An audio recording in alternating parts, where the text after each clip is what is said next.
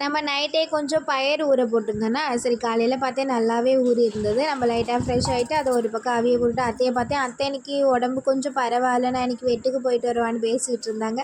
அவங்களுக்கு ஓகேனா ஓகே, நம்ம என்ன சொல்கிறது அப்படின்னு லைட்டாக வீடு வாசல் எல்லாம் கூட்டிட்டு எப்போது மாதிரி ஒரு குட்டி கோலம் போட்டாச்சு. இங்கிட்ட பயரும் நல்லா அவிஞ்சிருச்சு. அத்தை மாமா அப்பத்தாக்கெலாம் சும்மா வெறும் பயராக கொடுத்துட்டு எனக்கு மட்டும் கொஞ்சமாக நாட்டு சர்க்கரையும் தேங்காய் மட்டும் சேர்த்துக்கிட்டேன். நல்லா இருந்தது. வர வர நமக்கு இந்த டேஸ்ட் ரொம்பவே பிடிச்சிருக்கு. அத்தை காலையில் கூழ் செஞ்சுருந்தாங்க அவங்களுக்கு. அவங்க கொஞ்சம் குடிச்சிட்டு மீதி இருந்தது.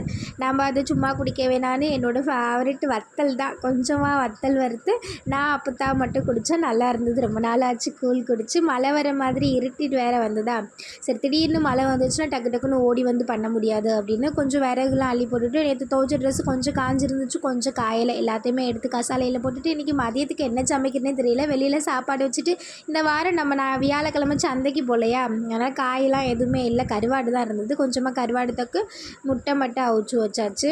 அப்புறம் பசிச்சா சாப்பிட்டுக்கிற வேண்டியது தான். அப்படியே நாளைக்கு இட்லிக்கு கொஞ்சம் அரிசி உளுந்து மட்டும் ஊற வச்சுருந்தேன். அளவு சுத்தமாக மறந்து வச்சு ஏதோ குத்து மதிப்பாக போட்டு ஊற வச்சுருக்கேன்.